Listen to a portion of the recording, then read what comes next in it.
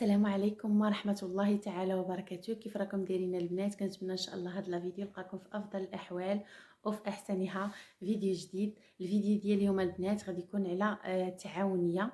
كانت واحد السيده طلباتني واسست عليا انني نهضر على التعاونيه بعد ما حطيت لكم واحد البوست ديال التعاونيه ديالي، وقالت لي هضري لينا شويه على التعاونيه، كيفاش اسستي التعاونيه، شنو هما المراحل اللي دزتي منها. ان شاء الله غادي نحكي لكم كيفاش كيفاش تاسس التعاونيه، وشنو هو المراحل ديال تاسيس التعاونيه، مناش كتبدا وفين شنو هما لي زيتاب باش نقدر بحال هكا الناس اللي باغيين ياسسوا تعاونيه، شنو هما المميزات ديال التعاونيه وشنو هما السلبيات ديال التعاونيه. صراحه فيها مميزات وفيها سلبيات. ان شاء الله من خلال التجربه ديالي من تأسيس تعاونية اللي هي تعاونية أم رباب للفصالة والخياطة وفن الديكور. أسستها في 2019 تقريبا. نقول لكم كاع الزيتاب اللي دزت منها من المصادقة على التسمية وحتى حتى تسلمت الوصل النهائي ان شاء الله. اول مرحله البنات، فاحنا كنقلبوا على الاشخاص البنات مهمه جدا جدا، هما الاشخاص اللي غادي يتعاونوا معنا. وحنا انا بغيت ناسس تعاونيه. دابا انا بغينا ناسس تعاونيه تتكون من المينيموم 5 ديال الافراد، يعني خاص يكون 5 الافراد باش نقدر ناسس تعاونيه. هاد الافراد اللي خصني نكون انا متعاونه معاهم، خاصهم اول حاجه البنات يكونوا فعالين. فاش كتلقاو هاد 5 ديال الاشخاص وكتبغيو تمشيو ديروا المصادقه على التسميه.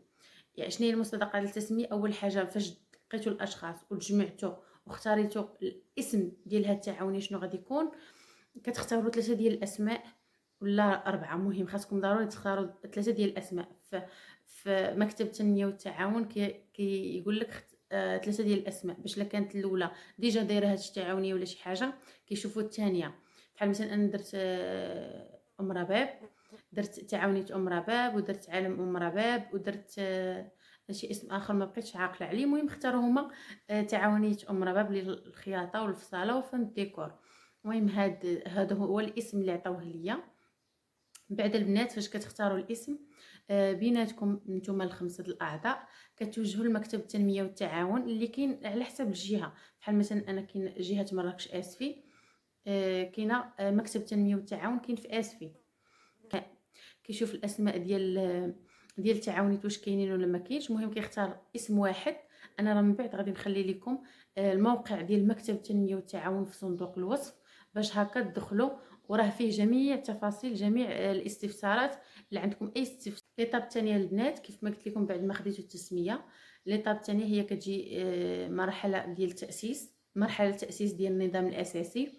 فكتقراو النظام الاساسي ديال التعاونيه شنو هما الغرض الرئيسي ديال التعاونيه. بزاف ديال الحوايج انا نقدر نبارطاجي معكم شي حاجه. الغرض الرئيسي ديال التعاونيه شنو غادي تزاول هاد التعاونيه، بزاف د الحوايج. من بعد فكتجي الصفحه الاخرى. هاد النظام الاساسي ديال التعاونيه حتى هو غادي نخليه لكم في صندوق الوصف باش هكا غير نتوما غير كتعمروا هاد النظام الاساسي على حسب القانون ديال 12112. نتوما غير كتعمروا شي حاجات شي حوايج كتيليشارجوهم من الموقع وكتعمروه بحال المصادقه على التسميه. مني كتعمروا هذاك النظام الاساسي، فالورقه الاخرى كيخص فيها التوقيع ديال دوك الاعضاء كاملين. هذه هي المرحله ديال التاسيس. كتوقعوا داك النظام الاساسي نتوما كاملين 5 ديال الاعضاء كتوقعوهم نتوما كاملين بيناتكم. يعني كيكون فيها كتكونوا ديجا اختاريتوا ما بين الرئيس، ما بين نائب الرئيس، ما بين الكاتب، شكون اللي غادي يكون كاتب اللي كيتكلف بالمهام ديال الاداره، وشكون اللي غادي يكون المستشار الاول والمستشار الثاني. هادو هما النقاط الاساسيه ديال التعاونيه.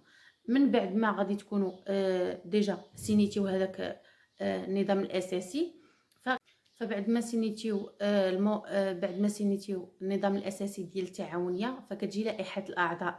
لائحه الاعضاء هي كتكون عباره عن جدول. انا غادي نخلي لكم الصوره ديالها هنا. كتكون لائحه فيها لائحه المكتتبين وفيها عدد الحصص. بالنسبه مثلا انا شحال ساهمت، مثلا اقل مبلغ مالي هو 1000 درهم.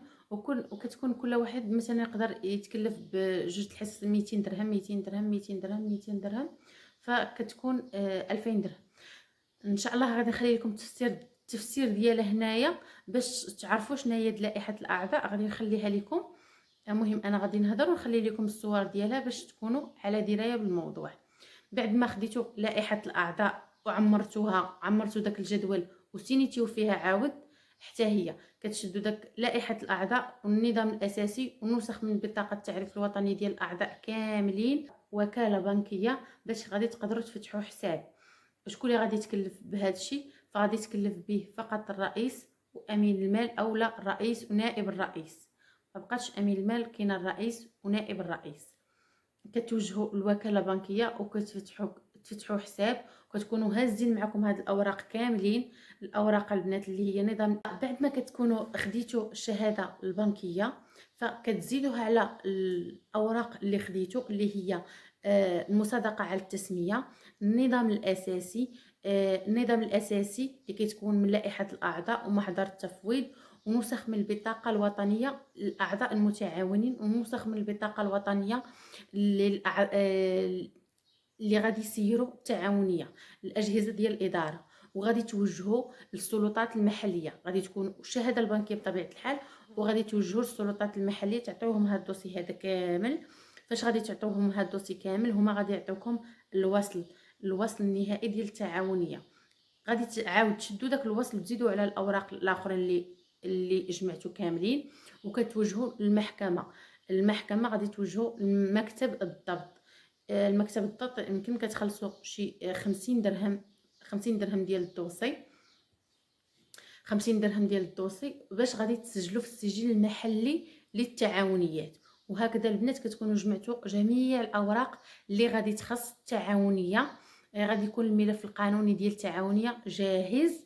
من بعد البنات كتشدوا كديروا فوتوكوبي ديال الاوراق كاملين، وكتحاولوا ترجعوا نسخه من التعاونيه لمكتب التنميه والتعاون اللي اول مره خديتوا منه شهاده التسميه. غادي تعاودوا تحطوا لهم فوتوكوبي، وغادي تديو الفوتوكوبي واحده اخرى للغرفه الصناعيه. غادي نقول لكم علاش غادي تحطوا الغرفه الصناعيه نسخه ملف ديال التعاونيه الادارات المعنيه اللي غادي يساعدوا التعاونيه باش يعرفوها راه كاينه في هذه المدينه. هذه هي تسجلات، ولكن خاصكم تكونوا ديجا درتوا شي افتتاح كبير للتعاونيه باش تعرضوا فيها المنتجات ديالكم. سواء التعاونيه غادي تكون فلاحيه، او تعاونيه قرائيه، او تعاونيه ديال الصناعه ديال الصناعه التقليديه، صناعه الحلويات، اي حاجه. مهم راه فيها في الاول فاش كتبغي تاسسي التعاونيه كيف ما قلت لكم راه كتحدد الغرض الرئيسي للتعاونيه. فكديروا افتتاح باش كتعرفوا بالتعاونيه ديالكم راه كاينه في المدينه، ولا كاينه في الناحيه اللي كاين نتوما فيها، سواء مدينه سواء باديه، غادي تعرفوا بها بلي راها كاينه. بالنسبه لي انا كندير الخياطه وفن الديكور وهذا، فانا توجهت للمكتب ديال الغرفه الصناعيه باش انني ناخذ التدرج المهني البنات. هو انك كتكوني مكلفه بثلاثه البنات، ومهم كل واحد في التعاونيه عنده الحق في ثلاثه ديال البنات باش يدير لهم المواكبه، يواكبوا معلمهم في الصاله والخياطه. ومهم كاع داكشي اللي كتزاولوا التعاونيه تقدر تعلميه ليهم، وكتخلصك الغرفه الصناعيه على هذيك الاتعاب ديالك. تخلصك التعاوني، تخلصك الغرفه على الاتعاب ديالك اللي كتزاولي. هما البنات اللي كيكونوا معاك كتكوني كديري لهم تدرج فابور، يعني كديري لهم مواكبه فابور لمده 11 شهر، يعني مده عام تقريبا. الايجابيات ديال التعاونيه هو كتقدر تسوق المنتوجات ديالك، يعني كتبيع المنتوجات ديالك بشكل قانوني، يعني تقدر تبيعهم في المتاجر الكبرى بالنسبه للبيم مثلا، ولا مارجان. مهم الاسواق الكبرى ولا الاسواق التضامنيه اللي تخلقات على اساس تعاونيه، بحال مثلا الناس اللي كيديروا زيت اركان، ولا كيديروا المصبرات، ولا المهم هذا الشيء هذا راه عندهم الحق باش يسوقوا المنتجات ديالهم داخل الاسواق الكبرى او الاسواق التضامنيه اللي تخلقات على قبل التعاونيه، او في المعارض اللي كتاسس داخل المدينه ولا خارج المدينه ولا خارج ارض الوطن. كتقدر تبيع المنتوجات ديالك في هاد المعارض هادو اللي كتاسسهم الدوله على قبل التعاونيه. من بين هاد المميزات ديال التعاونيه فانها ما كتخلصش الضرائب نهائيا، ما كتخلصش الضرائب، معفيه بتاتا من الضرائب. يعني هادو كيبقاو كمميزات ديال التعاونيه. ما بين السلبيات ديال التعاونيه البنات، السلبيات هما كيكون فيها يعني اعضاء كثار، مثلا 5 ديال الناس اللي متعاونين على هاد التعاونيه باش يبنيوها. السبب الوحيد البنات هو اللي كما قلت لكم في الاول، يعني في الاول خاصكم تختاروا الناس اللي غادي يخدموا معاكم، الناس اللي غادي يسيروا هاد التعاونيه هذه، واش هما باغيين يكبروا هاد التعاونيه ولا لا.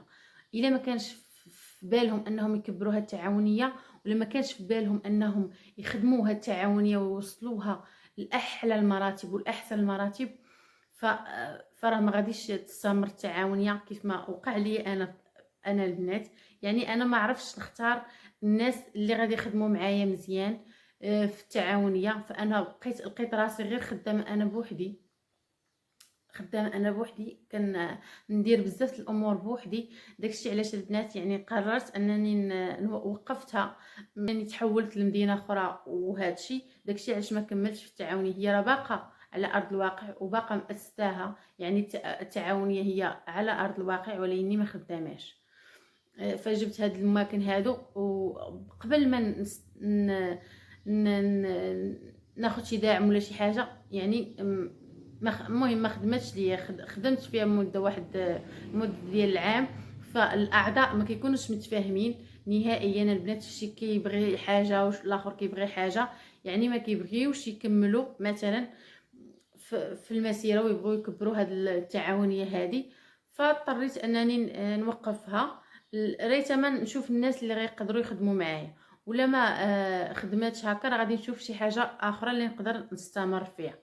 فهذه البنات كانت التجربه ديالي في التعاونيه. في التعاونيه هكا تجربه بسيطه اللي مهم، واخا ما كانتش محفزه، ما فيهاش تحفيز. مهم انني مريت من هاد التجارب كامله وعرفت بزاف ديال الحوايج البنات، عرفت بزاف الحوايج. واخا ان تعاونيه ما مشاتش مقاده ولا ما نجحتش، الغلط ماشي ديالي، الغلط ديال الناس اللي معايا، اللي هما ما تفاهموش مع بعضياتهم وما خدموش مع بعضياتهم. داكشي علاش التعاونيه ديالي وقفات. هادشي اللي كاين، هادو هما السلبيات اللي لقيت في التعاونيه من خلال التجربه ديالي البنات. اما من شي حاجه، كاينين تعاونيات تبارك الله ما شاء الله اللي ناجحين وواصلين، ومهم اغلبهم البنات، اغلب التعاونيات فهي اللي كتكون ناجحه كتكون تعاونيات عائليه، تعاونيه ديال العائله. يعني هي اللي تبغي تكبر الاسم ديال التعاونيه والاسم ديال ديك التعاونيه، يعني كيكون الهدف ديالهم واحد، ماشي كل واحد باغي يدير شي حاجه، كل واحد